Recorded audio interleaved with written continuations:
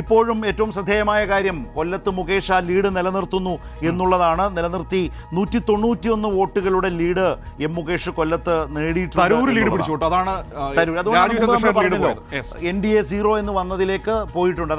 66 വോട്ടുകൾക്ക് ശശി തരൂർ തിരുവനന്തപുരത്ത് ലീഡ് ചെയ്യുന്നു. അതുപോലെ തന്നെ തൃശ്ശൂരിൻ്റെതും ഇതുപോലെ തന്നെ ഏറ്റവും ശ്രദ്ധേയമായ കാര്യമാണ്.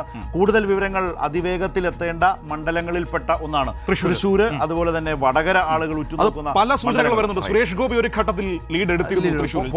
പോസ്റ്റൽ വോട്ടിൽ സുരേഷ് ഗോപിക്ക് ലീഡ് കിട്ടിയ ഒരു ഘട്ടമുണ്ടായിരുന്നു. അതിങ്ങനെ മാറി മറിയുന്നുണ്ട്. പക്ഷേ ഏറ്റവും അധികം സമയം നമ്മൾ കേട്ടത് സുനിൽകുമാർ, മുരളീധരന്റെ പേര് വന്നിട്ടില്ലായിരുന്നു. തൃശ്ശൂരിൽ ഏറ്റവും അധികം സമയം ലീഡ് കേട്ടത് സുനിൽകുമാറിന്റെ പേരിലാണ്. ഇടയിൽ ഒരു തവണ സുരേഷ് ഗോപിയുടെ പേര് വരുന്നതായും കണ്ടു. മാറി മറിയുന്നുണ്ട്. ഏതായാലും എന്തോ ആവട്ടെ, ആറ്റിങ്ങലിൽ ജോയ് ലീഡ് തിരിച്ചു പിടിച്ചു. 124 വോട്ടിന്റെ ലീഡ്. ആറ്റിങ്ങലിൽ വി ജോയ് 124 വോട്ടുകൾക്ക് ലീഡ് തിരിച്ചു പിടിച്ചിരിക്കുന്നു. അപ്പോൾ തിരുവനന്തപുരത്ത് തരൂര്, കൊല്ലത്ത് മുകേഷ്, ആറ്റിങ്ങലിൽ ജോയ്, പത്തനംതിട്ടയിൽ തോമസ് ഐസക്, മാവേലിക്കരയിൽ സി അരുൺകുമാർ. അരുണിന് നല്ല ലീഡുണ്ട്, നല്ല ലീഡ് കാണുന്നു. ആലപ്പുഴയിൽ നേരത്തെ വളരെ മുമ്പ് വന്നതാണ്, ഇപ്പോൾ നമ്മുടെ മുമ്പിലേക്ക് വിവരം വന്നിട്ടില്ല. ആ ഘട്ടത്തിൽ KCയുടെ പേരാണ് കണ്ടത്. ഇപ്പോൾ അത് തന്നെയാണ് 515 വോട്ടുകൾക്ക് 515. യെസ്. അപ്പോൾ കൊച്ചിയിൽ, എറണാകുളത്ത് ഹൈബി UDF ലീഡ് ചെയ്യുന്നു. ചാലക്കുടിയിൽ മാഷ് ആ ലീഡ് നിലനിർത്തി. പക്ഷേ എറണാകുളത്ത് പ്രതീക്ഷിച്ചൊരു ലീഡ് അവർക്ക് കിട്ടുന്നില്ല. പോസ്റ്റൽ വോട്ടുകളാണ്, ഇത് എങ്ങനെയും മാറി മറിയാം.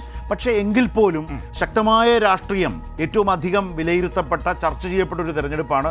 അത് ഈ തെരഞ്ഞെടുപ്പിന്റെ ജനവിധിയെ ബാധിച്ചിട്ടുണ്ടോ, സ്വാധീനിച്ചിട്ടുണ്ടോ എന്നുള്ളതാണ്. പക്ഷേ അവിടെ ഒരു സൂചന നൽകുന്നുണ്ട്. ആ സൂചന എന്ന് പറയുന്നത് LDF മുന്നോട്ട് വെച്ച രാഷ്ട്രീയ വിഷയങ്ങൾ നിരവധിയായിരുന്നു.